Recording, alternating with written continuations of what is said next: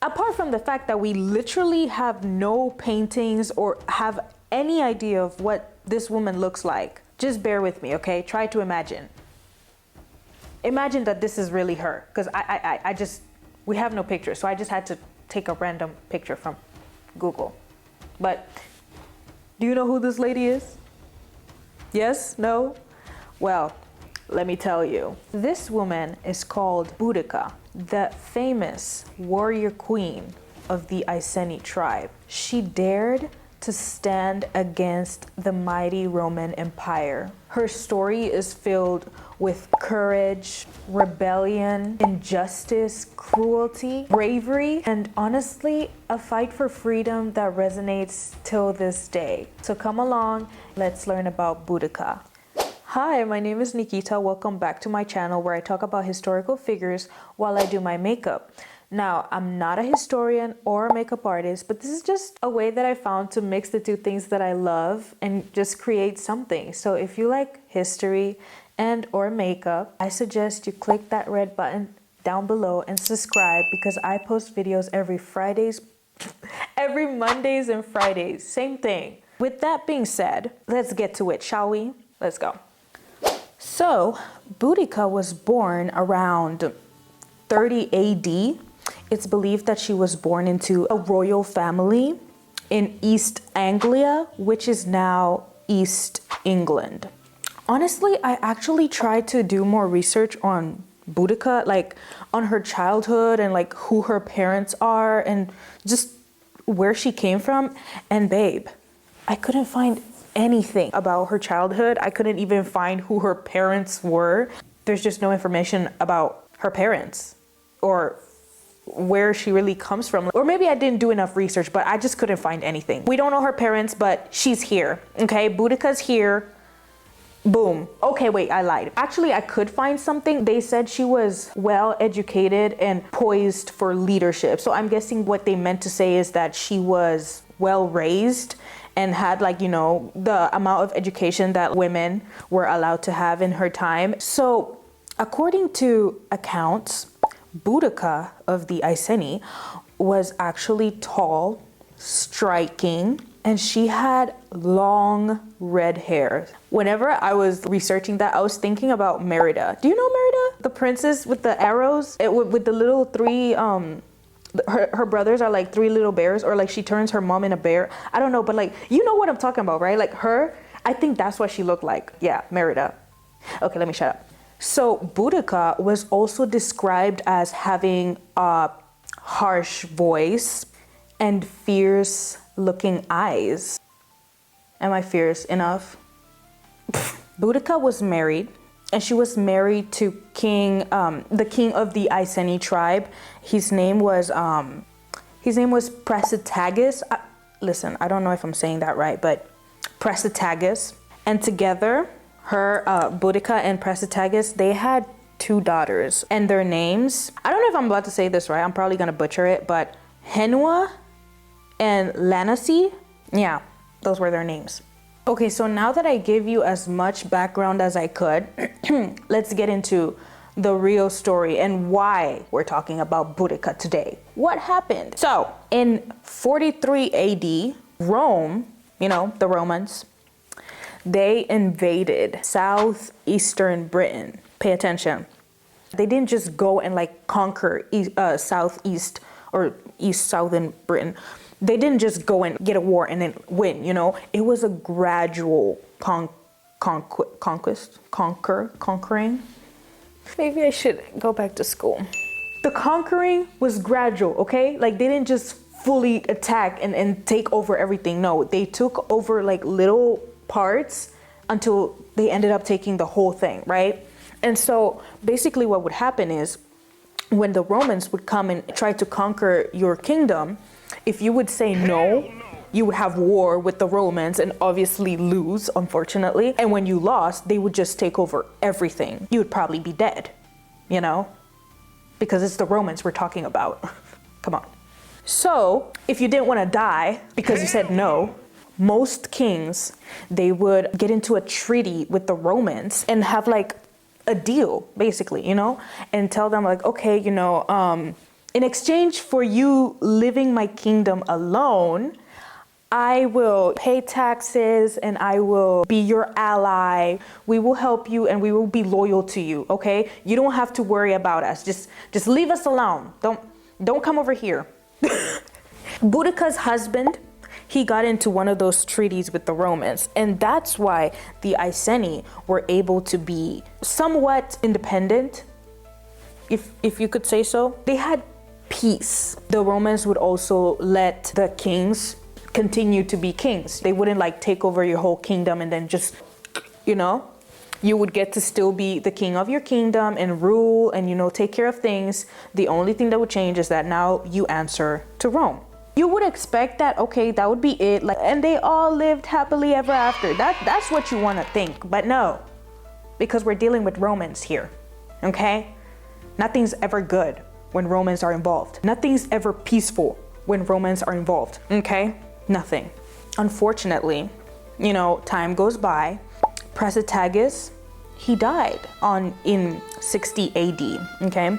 So Prasutagus died. But before he died, he decided to leave his kingdom to his 2 daughters and also to the Roman emperor of the time, who was Nero.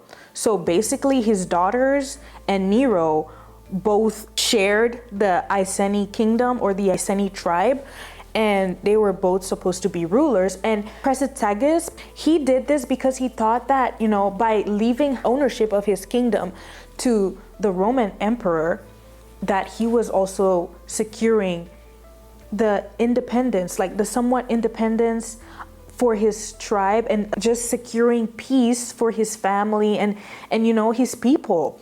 And also, he thought that by also leaving his kingdom to his daughters, it would still maintain that sense of independence for the tribe, and it wouldn't be completely taken over by the Romans. When you think about it, it's a great idea. For the Romans, having women rule wasn't something usual. It was very unusual. They didn't see women as people that could rule or just, have authority.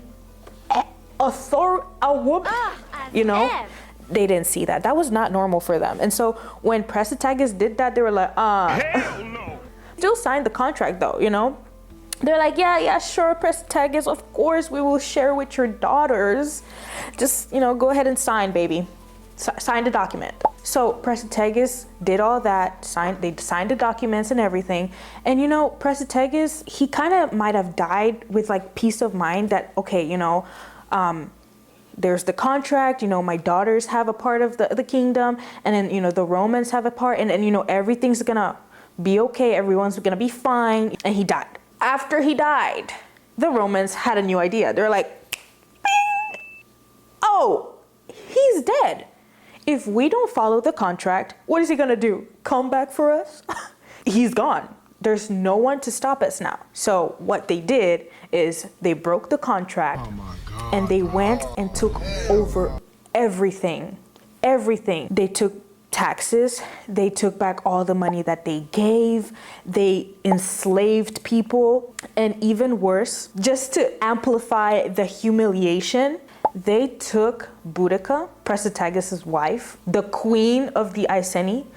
They took her, they stripped her to a pole, and they whooped her. They beat her, and they beat her so bad. I'm not sure, I couldn't find how many times they beat her or what they used to beat her, but the point still stands. They beat her.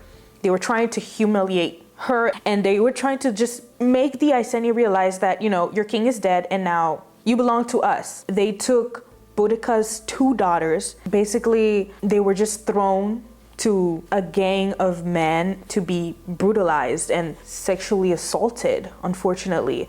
When Boudicca found out or just saw what they did to her daughters, I can't even imagine how she was feeling. The brutality and the cruelty is just, why?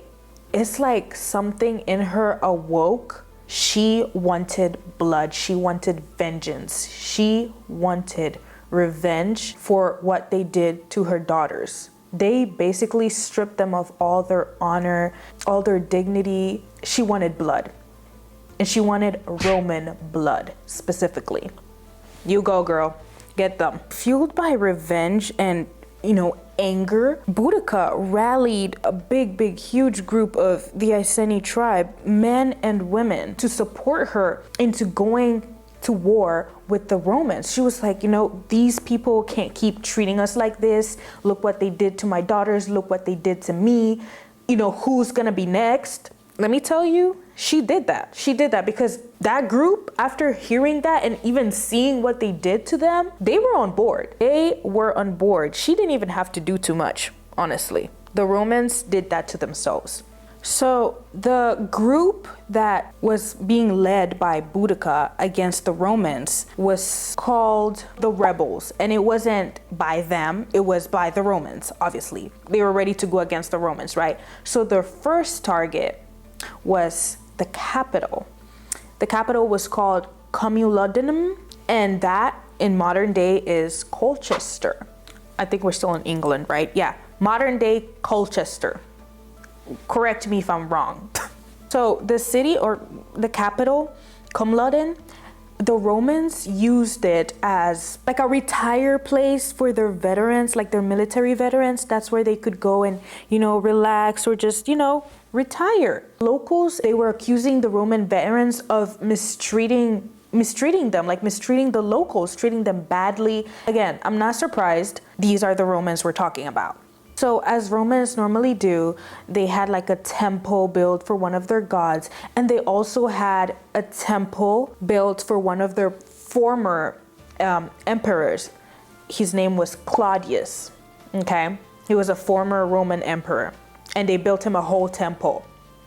Yeah, and that temple that they built for Claudius, yep, it was erected at the city's expense, at the expense of the locals. I don't know if they had them like pay for it or like build it. I'm not really sure, but all I know is it was at their expense and they were not happy about it. They did not like it one bit. So when Boudicca and her army got to Camulodunum, they saw that and they were like, you know what? Let's burn it down. Let's burn everything. Everything, burn it all. You feel me? They burnt the city to the ground. And when I mean to the ground, I mean it's gone. There's nothing. She did that. Her and her army, they did that. They burnt everything. They killed so many people. Let me keep doing my makeup. Like, I just get so invested in the story and I forget that I'm doing my makeup. So when the Romans found out about what happened in Camulodunum, they were like, what's going on? What's going on? You said who burnt the city? They were shocked. They were scared. They were shook to the core. They were like, what is going on in here? And they were just now finding out that there's this woman named Boudicca that is leading an army that is coming for the Romans' neck. The Romans were taken by surprise by her fierce determination. And, she was really good. Our girl was a warrior, and like she said, she was gonna get that revenge for her daughters. One thing that I wanna mention is that, yes, the Romans were scared. They weren't scared of her as a person. Like, they weren't scared of Boudicca. They were scared of what she was doing. They were scared that, okay, this woman has enough power. She's commanding an army. Like, they were scared of what she was doing and the things that she could do. They weren't specifically scared of her, because at the end of the day, they just thought she's just an angry woman. But what she's doing though, yeah, that's scary. They weren't scared of her, which they should have been, because this is not the end. It just gets worse. Boudicca's army continued to grow as other tribes were now joining them. It wasn't just the Iceni tribe anymore. Now it was a whole bunch of tribes that were literally supporting her and following her and adding themselves to the army. Like, they were becoming a huge problem for the Romans. And obviously that's why they were scared, because it's like, okay, if this keeps going on, they're going to exterminate us. They are going to end us all. And it got to the point where Romans were like running to other cities. Some Romans ran to Londinium because they thought, they were going to be safe there. But that was literally the next target for the rebels. Boudicca's army, yeah, they were going to Londinium. And guess what? They were gonna burn it too, yeah. They burned Londinium to the ground too. And not only did they burn the city, but they killed and tortured anyone that hadn't evacuated. So whenever people would hear like, oh, you know, Boudicca's army is coming, like people would literally run, like run to other cities, run wherever they could, just go, you know? And so some people would stay behind. I don't know why. I don't know why anyone would stay behind after hearing what happened to Londinium. Baby, I would just be in the water, going back to my country or wherever I came from, like gone. But you know, some people, they hear like, hey, you know, Boudicca's coming, and they're just like, yeah. And those people that decided to stay, or maybe they didn't have enough time to evacuate or run away, they got tortured, they got killed, they got burned. I mean, and it's kind of sad for the kids and the women, because maybe they really didn't have a part in this apart from being Roman, you know? Then again, it's like the Romans, when they did things like this, they didn't care about women or children either. They were just killing and ravaging. So I guess you can't feel too bad. In general, it's bad, but it's like they did it too. The tables have turned, and it's like, I don't know. Let me shut up. The third place that the rebels went to was called, before I continue, Londinium was actually London. No. If I'm wrong, correct me, but Londinium is London now. Yeah. So they burnt Londinium down to the ground, and London is now there.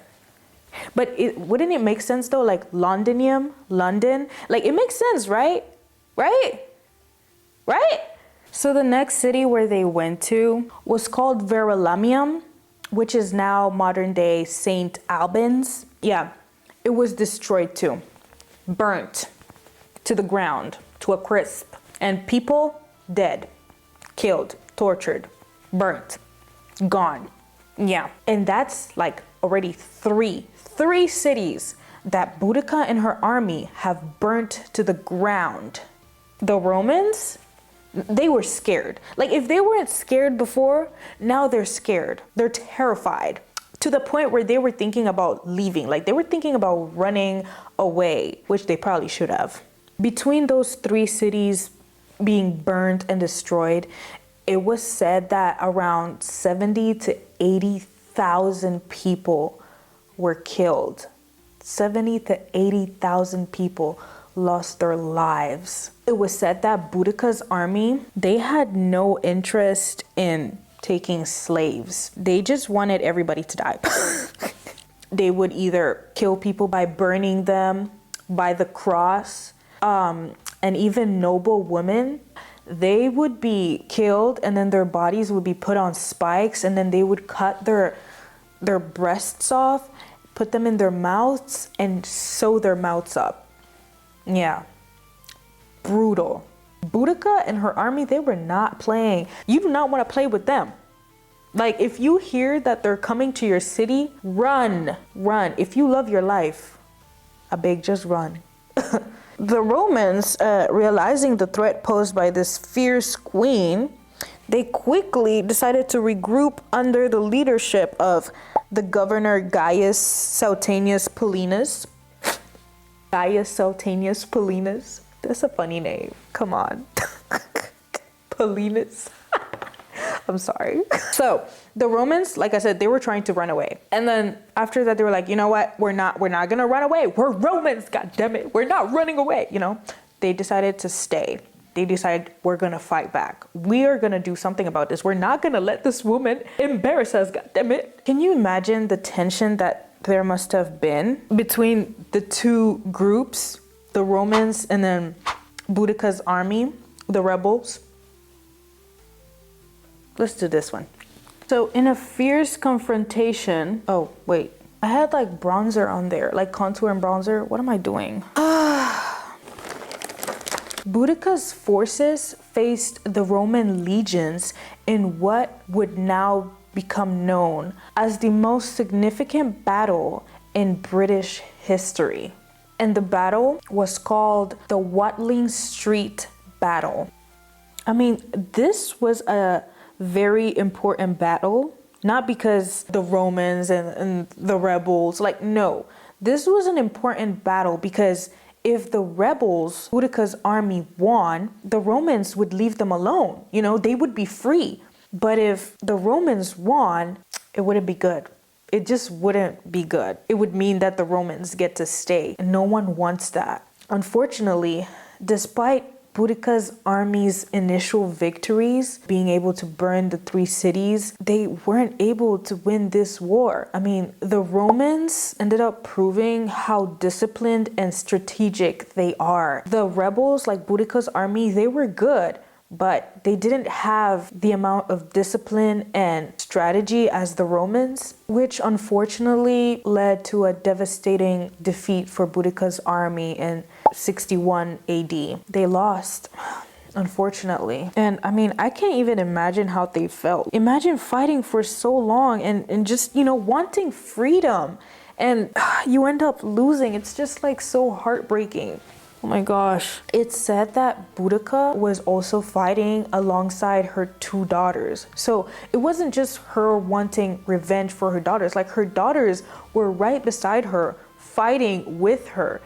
I feel like at first it started because of revenge and anger, but then after having so many tribes join them, I think it's shifted to wanting freedom, wanting to be free from the Romans, wanting to get the Romans out of their place, out of their, like, you know, just out. Something that honestly bothers me about this is that, fun fact, Boudicca's army had way more people than the Roman army. In size, Boudicca's army was way bigger, and somehow they still won, which means, I mean, duh, war is not just about the amount of people that you have.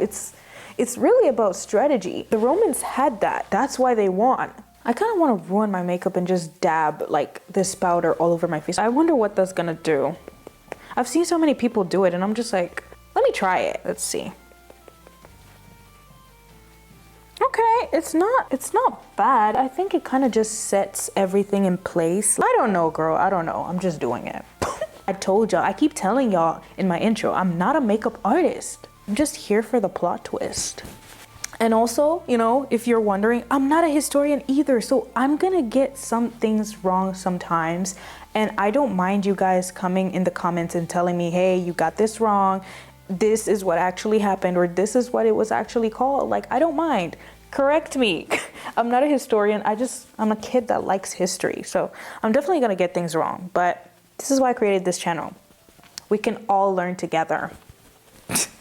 Okay, so back to the story. Like I said before, unfortunately, the rebels didn't win this war. The Romans won. And if I'm not confused or wrong, I know that whenever you start noticing that you're losing in a battle or in a war, the losing team does like a retreat, you know, and like everybody starts like running away or just like, you know, trying to leave. And that also signifies that, you know, the war is over and, you know, the losing team, they're just running away. I don't know if they did that or if the Romans just ended up killing everyone. I'm not really sure what happened. It is said that after the defeat, Boudicca and her daughters were nowhere to be found. As in, no one knew where they were. No one knows where they are till this day. We have no idea where the remains are. They just disappeared. Obviously, there's rumors and obviously everyone has their own idea of what happened. But some people said that after the war and the defeat, when she saw that there's nothing that she can do, it is said that she decided to take her life after the war. But I don't believe that. And you know why? I'm gonna tell you why. If she decided to take her life, you know, we would have a body. We would have a body, right? Or am I tripping? Right. You know, so I don't think she took her life. Other accounts saying that she just vanished. But it's like, How do you just vanish from a war? And how do you vanish from a war where the enemies, like the Romans, they're looking for, like they're actively looking for you because you started this war. So they want you. I don't know. I just don't know what to believe. Knowing about the Romans, you know, if you know how brutal and cruel the Romans can be, imagine what they would do to her for burning 3 cities and raising such a huge army to exterminate them. I would try to vanish too, baby. I would try to vanish too because yeah. And also the thing is, her daughters too, like no one knows where her daughters are. Some people say that her daughters might have died in the war, like in battle while fighting, but some are also saying that they also vanished with her. But I think the most common point here is we don't have any remains, we have no proof, we have no idea where Boudicca or her daughters went to or vanished to, or if they died in battle, if they took their lives. Like, we have no idea. No one knows. It's a mystery to this day. I would want to disappear too. You do not want to get caught by the Romans. Trust me. As if I was there. It's not easy talking and doing makeup. I have like a couple things to finish, like my highlighter. So I'm just gonna do that while ending the story for you guys. Regardless of how Boudicca's life ended, Boudicca became a symbol of courage, resistance, and a symbol of a fight for freedom, because that's exactly what she did. Isn't it fascinating how one woman's defiance against an empire can inspire generations? Boudicca is celebrated as a hero, and her story has inspired countless works of literature, art, songs. She is proof that women can literally do anything. And I think most importantly, she reminds us to stand up for what's right, to stand up for yourself. Boudicca is known as the fierce queen who stood up against powerful Rome. Even if she lost, it still counts because she did what so many were scared of doing. She made history. And another fun fact, Boudicca's statue is actually in London. But if I'm correct, the statue is there, and it's like a statue of Boudicca, in a chariot, and you know, she has like the horses and she's standing in the chariot, and then you see her 2 daughters like, you know, in the chariot with her. I think it's so cool. So if you ever go to London, or if you live in London, go visit it. And if you have visited it, send pictures. So we're now at the end of the story, and I have a question for you. What do you think? Was Boudicca a fierce warrior queen, or was she a tragic figure caught in the tides of history? Also, what do you think happened to her after the war and her daughters? What do you think? I want to know. I want to know, because that's something that really, like, I don't know. It just does something to my brain. I need to know what happened. So what do you think happened? Do you think they took their lives? Did they vanish? Did you think the Romans secretly captured them? Like, what do you think? What do you think? Let me know down below. I would love to know what you think.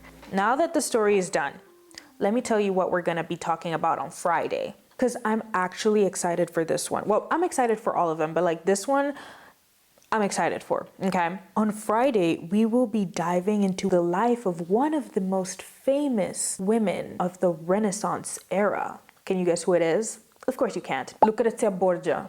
Yeah, that's who we're talking about, baby. Her story is filled with political intrigue, scandal, and a little sprinkle of murder. Just how I like it. Her story is insane, okay? And I mean, it's exciting and dramatic, and it's just everything that I love. So be ready. Trust me, you don't want to miss this, okay? Be prepared. Like, come ready to be at the edge of your seat, because this one is insane. It's crazy. It's crazy. See you on Friday, okay? Don't miss it. If you've reached till the end of this video, I just wanted to say thank you so much for hanging out with me and learning about the life of Boudicca. I wish you a wonderful day. Be safe. Bye.